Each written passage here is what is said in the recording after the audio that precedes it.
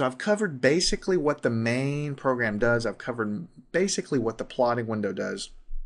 The next thing I want to cover briefly is the other main window, which is the script window or the editor. You might see that in some of the books. Let me tell you something that I racked my brain with when I first started learning MATLAB. The first thing you want to do when you start typing in a bunch of commands here is you want to save your work a lot of times, right? Maybe you're working on homework, you're doing a complicated calculation, you want to save this window here so you can refer to it. So you'll go up to the File menu typically, and you'll see Save Workspace, and you'll click it, and you'll start to try to save something in. You're thinking, oh, I'm in good shape. Well, that's not really how MATLAB is designed to work. When you save workspace like that, all it's really going to end up saving is the values of the variables that you've calculated during your session. And that has uses later on. Like if you've calculated the result of some really complicated calculation, you've got a really large matrix or something as an answer to whatever equation you're solving, then what this does is it saves the environment variables. It saves all of the output variables when you go to File, Save Workspace As. It literally is saving the workspace over here in the right-hand corner, but it's not going to save all the commands that you've typed in to get there. The way you need to view MATLAB, let me just cut to the chase, and I think it'll make a little bit of sense to you. When you finally realize this, MATLAB becomes a whole lot more understandable. This is like a calculator window. Think of a graphing calculator. Typically when you use a graphing calculator, you don't save what you typed in. You don't have save as and just save the entire screen, right? This is much like a graphing calculator. You type in values, you get results. Right? Of course, MATLAB has lots and lots of commands, so you can type in derivatives and integrals and summations and series and everything else, but it's basically like a calculator window. You're not really intended to be able to save this window like this. Now, it does give you a command history that shows you everything you've typed in, so you can go back in time and see what you did, and this is automatic. So you can sort of think of, you don't really need to save everything here because it's already saved here. If I did a complicated integration, or let's say I come back tomorrow and I want to reproduce this plot, I can reproduce that plot. I can just type this in again, and then I've got my plot. I can double click this, and then I can go up here and double click this, and then I'm going to plot this guy again in my figure right down below. So it all works just fine as far as reproducing what you did in the past. But save as like here, like you have up here, doesn't really behave in the way you might expect to save everything you've done. So you need to view MATLAB at first and foremost as sort of like a calculator. You can just get answers to what you type in. The second thing is you need to start thinking about MATLAB in terms of being a programming language. And I know we haven't done any programming yet, but I'm telling you that that's where we're going. Eventually, we're going to learn how to use the basic functions. We're going to learn how to do the graphing in detail, and then we're going to learn how to write programs. So this is sort of like your scratch pad to play around with functions and see to get done what you need to get done. Eventually, you're going to want to write a little program in MATLAB and store that. Those programs are called scripts. You can also write functions and different classes if you get into object-oriented programming. That's a much more advanced feature, but definitely little scripts are lists of MATLAB commands that I can save into a file and execute later, and functions are very similar. We'll talk about that later. So if you go over here to your current folder and click on the gear and then go to New File and Script and hit this guy, then it's going to pop up with, it's going to try to create a new file for you. So let's type this in, test.m. Now, when I did that, it created a text file called test.m in the MATLAB directory that I'm using. Everything is stored in the directory listed here. If I make a million more files, they're all going to be listed in the same place. Now, right now, this is blank. So what I need to do is double click it. When I double click this file, up pops the editor window. Notice it says editor up here. This is kind of like the place where you type in all of the MATLAB commands that that you want to execute in a script, one after another, in other words. So let's say I was just wanted to do that, just do a simple calculation. Let's say I'm going to make a variable. I'm going to call it Jason is equal to 3. And I'm going to put a semicolon at the end. The semicolon tells MATLAB not to just echo the 3 back to the screen. Okay, Gibson, that's my last name, I'm going to say is equal to 5. I'm going to put a semicolon at the end there. And then finally I'm going to say Jason plus Gibson. And I'm not going to put a semicolon there, and that's going to tell MATLAB when you don't have any kind of semicolon to calculate the answer and put it on the screen. Anytime you see a semicolon at the end, it means it means suppress the output. Don't put these numbers on the screen, but only put the final answer because there's no semicolon there.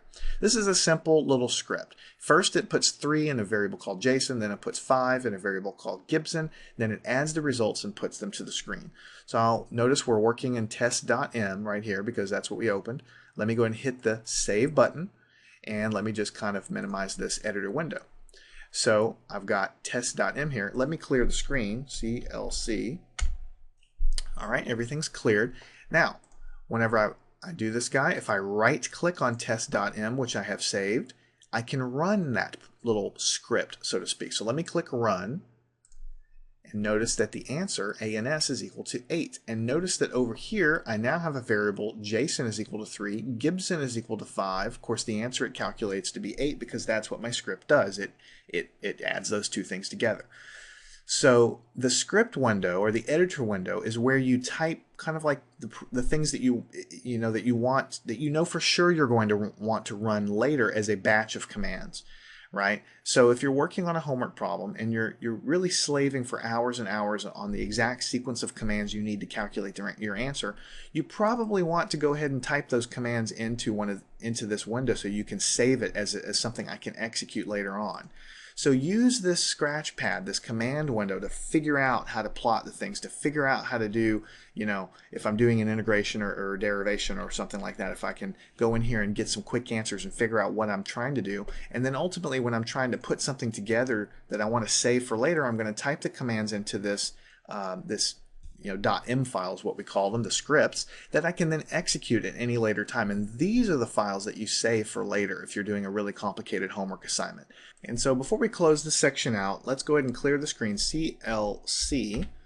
Let me show you another command that's really important. I want to clear all of the variables. See, we've done lots of calculations. We've had a variable called A and B and X. That's when we were doing the plot. Then we have Jason and Gibson because we just ran that script. If for some reason you want to clear a specific value of a variable, all you need to do is type clear A. And it knows variable A is a variable, so you clear A, and notice A disappears over here. I can clear B, and B will disappear from this list over here. Now if I just get tired of the whole thing, maybe I'm done with all this stuff, I can clear all. That means clear all variables, and then it clears everything out over here. So believe it or not, you're actually on your way to really understanding MATLAB. The main thing to realize is when you fire up the program, you're confronted with this main window. This is where you type things in, you get quick answers much like a calculator. Any variables that you define in calculations are going to be reflected over here. Anything you type in, notice my command history scrolls up, is all listed here. The files listed over here are any .m files that are listed in this folder that we have as our working folder, and we've shown how to create those guys. And they're basically, you just double click here, they're basically a list of MATLAB commands. And these are going to end up being really complicated once we do more complicated problems. These are things that we want to execute over and over and over again. We want to hang on to them. So you can see how MATLAB is starting to become a programming language when you realize there's an editor, and you'll see later there's a debugger, and you can do lots of different ways to check and make sure that your code is right. And we'll talk about all that stuff later. But once you create the files, they're listed here. If you'd like to run the file, you right click and hit run, and notice as soon as I did that, the variables that were defined in that file are assigned and pop up here, and the answer is assigned as well. So that's sort of the fundamentals of MATLAB. There's some other things here. There's icons here. I can slide this guy over to the left by clicking that button. I can undock it by clicking this button here, and then when I want to redock it, I can click the arrow over here. Those are just user interface. Those are just user interface things that are things that you can play with as you go along. Let me put it here back the way we have it here. That other little button that looks like a tiled button changes it back to the default configuration. And I can, of course, maximize. If I have a lot of code, if I really want to make this the forefront, I can click this button that'll maximize the command window to fill the whole screen. This little button here that has like a bunch of little panes, that'll put it back to its default configuration. So take a moment, fire up MATLAB, and reproduce some of the things that I've done for you here. Type in a couple of simple commands, type in a couple of simple variables, make sure and convince yourself that the command history is working, that you're assigning the variables here. Go ahead and create a new quick script function. Name it anything you want. Put something really simple in there and just show yourself that you can execute it, that you can run it, and so on. In the subsequent sections, we're going to be covering things like how do you get help in here? How do you navigate the help system? How do you do simple arithmetic? How do you do trigonometry? How do you do basic calculus? And the roadmap here is that we're going to first learn how to use Matlab as almost like a calculator. How do you plot? How do you do matrices? How do you do calculus? And how do you solve equations, things like that. Once we've completed that, then we're going to start to dive into the plotting features, the details. How do you make the plots look beautiful? How do you change them so that you can copy them out and put them in a report?